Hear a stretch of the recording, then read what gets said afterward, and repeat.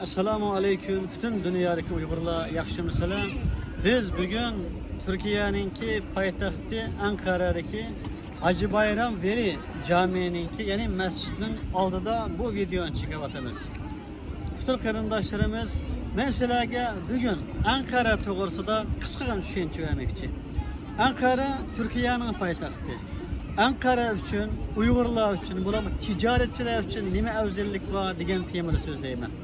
Birinchidan ticaretçiler için Ankara'da öy mülk iş qiladigan qarindoshlar bo'lsa, Türkiye bo'yicha asos jihatdan uyning bahası eng muvofiq bo'lgan, eng arzon bo'lgan, ham ticaretçilar az ishchi xizmatchi jiq bo'lgan, ticaret için nurg'un fursat bo'lgan bir shahar qarindoshlar.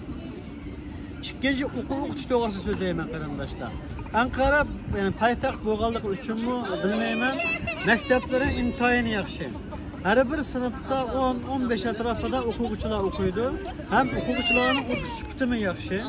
Belki bu poytaxt bo'lganligi uchun bo'lgan bo'lishi mumkin. Navbatchanda mesela bolalarimizni ma'rif yaxshi tarbiyalay, axloqiy jihatdan bo'lsin, diniy, fanniy jihatdan bo'lsin deydigan qarindoshlar uchun Ankara en yaxshi adres deb o'ylayman qarindoshlar.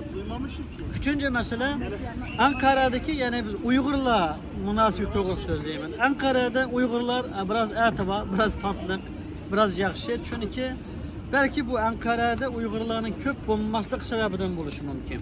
Çünkü burun biz İstanbul'a kelgan vaqtidami, Qaysariga borgan vaqtidami, Uyg'urlarningki u yer etibarligini ko'rgan, Uyg'urlar shunda qon qarindoshlik, din qarindoshlik, g'amxo'rlik qilganini ko'rgan. Lekin vaqtning o'tishi bilan şu ko'nglimiz yerim yani. Çünkü içimizde her xil odamlar var. Pokiza var, mehnati var, aqlli var, aqlsiz var, angsiz var, angli var. Haqiqiy Allah uchun vatan millat deb da'vo qilayotgan xoinlar var.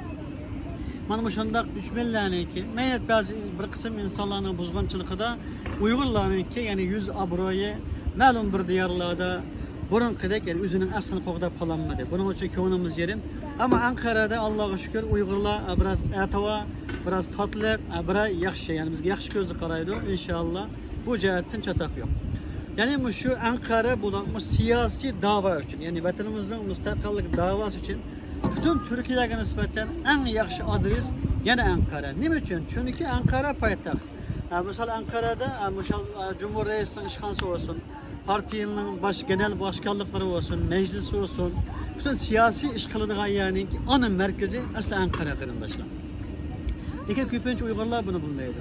Ama Ankara'nınki yani Uyg'urlar uchun xatarlik bir yerinde qarindoshlar. Tabii bu xatar İstanbul'da qanday xatar desanglar, bu ya poytaxt bo'lganligi tajovuzchi Xitoylar bu yerga pek chang surib qarindoshlar. Anlasam şu Xitoy Ankara büyük elçilikte işleydigan Uyg'urlardan biri 100'e yakın Xitoy jastirib ekan qarindoshlar. Men buni anglab hayron qoldim. Buni xil ishashlik yani şu Türklerning ichidagi eng muhim odamlardan angladim. Şu Xitoyning Ankara büyük elçisida 300 tane odam ishlagan bo'lsa, 200 Xitoy, 100 Uyg'ur deydi qarindoshlar. Onu kim o hem şu Xitoy uchun jastirib qiladigan, ko'ngsiz ishlaydigan har turli insonlar qarindoshlar. Shuning uchun bu jihatdan munofiqlarga bek ehtiyot qilish kerak. Chunki bura poytaxt bo'lganligi uchun Xitoy bu yerda da'voning cho'ng'ib ketishini xohlamaydi.